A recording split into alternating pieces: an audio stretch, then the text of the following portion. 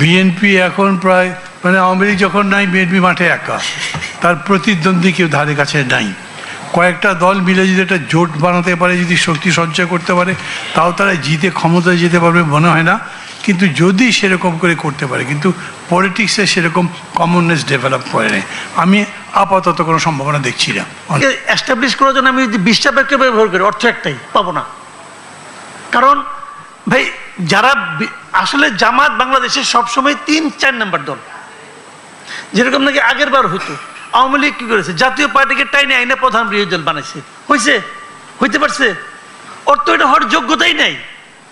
তো এখন আপনি এই দলকে নিয়ে আইনে মানাবেন প্রধান বিরোধী দল, হবে না? কিটা হবে না, এটাই স্বাভাবিক। আমরা দেশে যারা প্রধান বিরোধী দল থাকবে তাদের রাখবেন আপনি দূরে দূরে রাখবেন। এই রাখাতে এই যে দল ক্ষমতায় যাবে তাদেরও লাভ হবে না, দেশেরও কোনো লাভ হবে না, এবং গণতান্ত্রিক যে পদ্ধতি আমরা গণতন্ত্র বলে যা বুঝি সেটার কোনো লাভ হবে না। আপনি যতই যুক্তি দেন, জার্মানি নিয়ে আসেন, সুইজারল্যান্ড নিয়ে আসেন, সব যুক্তি উদাহরণ নিয়ে আসেন ভাই, আমাদের দেশের বাস্তবতা হলো এই দেশের রাজনৈতিক দল হলো বেসিক্যালি দুইটা, আওয়ামী লীগ আর বিএনপি।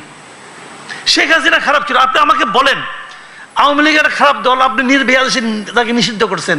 নির্বাহী আদেশ আপনি দিতেই পারেন, নির্বাহী আদেশটা কে সই করছে? আপনি কে ভাই? আপনার কি গ্রহণযোগ্যতা ছিল আমাকে আপনি বলেন? আপনার কি অতীত, আপনার কি বর্তমান? ওই যে আপনার আমল নামা নিয়ে তো এক সচিব, সাবেক সচিব তো বসে আছে, সে তো বলতেছে 8টার নাম আছে, ওই 8টার মধ্যে তো আপনিও আছেন।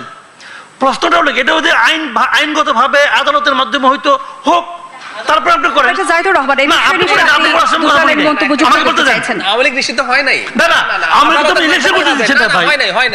আচ্ছা আওয়ামী লীগ নৌকা মার্কা থাকবে? আমাকে বলতে দেন, আমাকে শেষ করেন, তারপর আপনি বলেন। আপনি আমাকে বলেন ব্যালট পেপারে কি নৌকা থাকবে? থাকবে না। তার আর আলাপ করে লাভ আছে?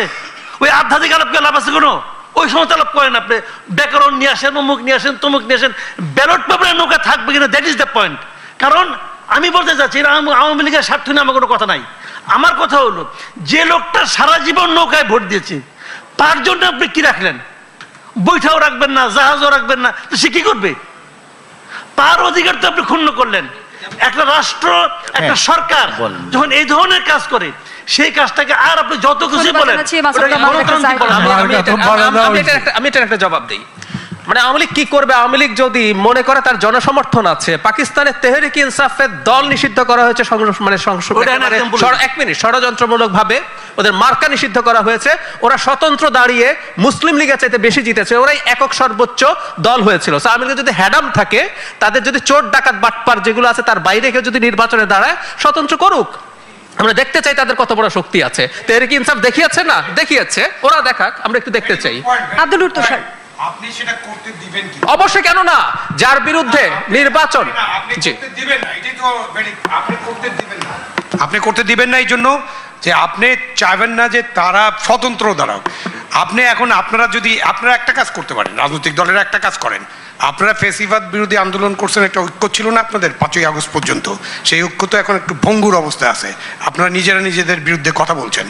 আপনারা ফেসিবাদ বিরোধী ঐক্য করেন, ইনক্লুসিভ নির্বাচন করেন, আওয়ামী লীগের বিরুদ্ধে ফেসিবাদী ঐক্য করে তাদেরকে সহায় দেন। না সেটা না, আওয়ামী লীগ স্বতন্ত্র নির্বাচন করতে পারবে না, এই কথা কোথাও নাই। স্বতন্ত্র নির্বাচন আওয়ামী লীগ করবে কেন? That is not Awami League. না না, আওয়ামী লীগ একটা রাজনৈতিক দল। আপনি সেটা ফেসিবাদী রাজনৈতিক দল হিসেবে আপনি আইনগতভাবে নিষিদ্ধ করেন নাই, একটা অর্ডার দিচ্ছেন, প্রশাসনিক অর্ডার, সেই অর্ডারের ভিত্তিতে তাদের কার্যক্রম নিষিদ্ধ করে রাখছেন। আপনি আওয়ামী লীগের যারা অপরাধী, যাদের বিচার হওয়া দরকার, তাদের বিচার করেন, বিচারে যান। আপনি ইচ্ছে করলে আরেকটা স্বৈরাচারী আইন করতে পারেন, সেটা আমি আপনাকে বলছি। আমি বলছি আপনাদেরকে আরেকটা স্বৈরাচারী আইন করতে, যারা বিচারের মধ্যে আছে তারাও নির্বাচন করতে পারবে না। করেন একটা স্বৈরাচারী আইন।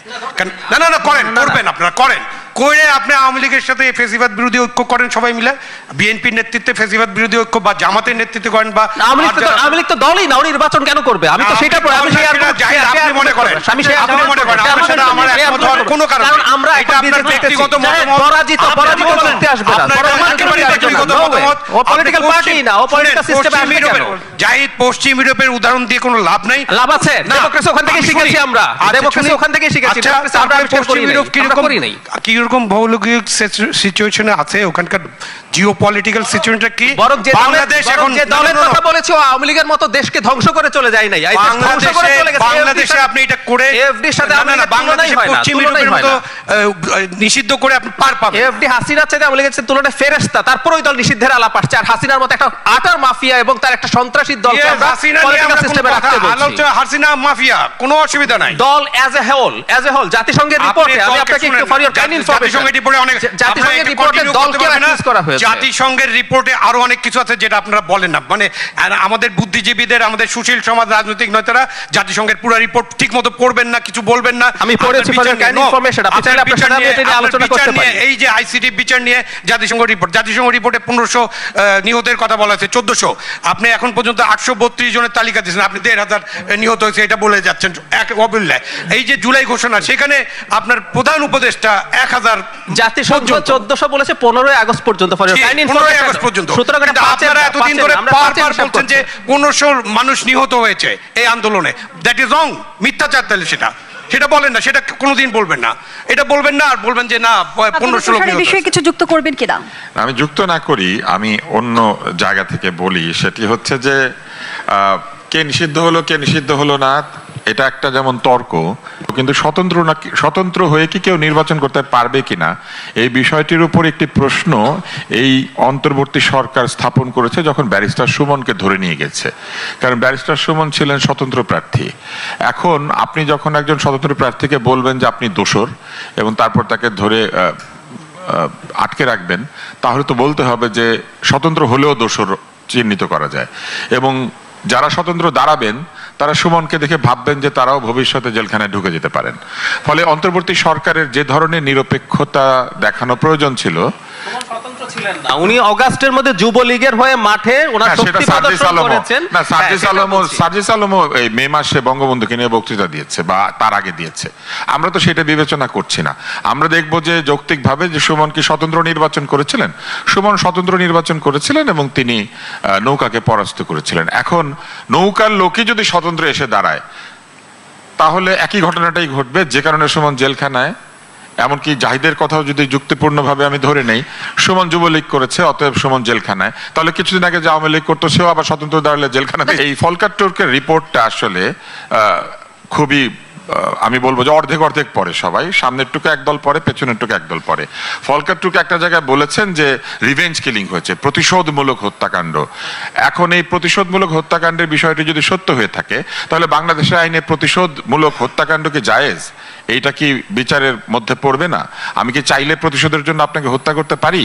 এইটা যদি বাংলাদেশের আইনে না থাকে তাহলে ফলকার টুর্কের ওই রিপোর্ট অনুযায়ী প্রতিশোধমূলক হত্যাকাণ্ডেরও বিচার করা প্রয়োজন।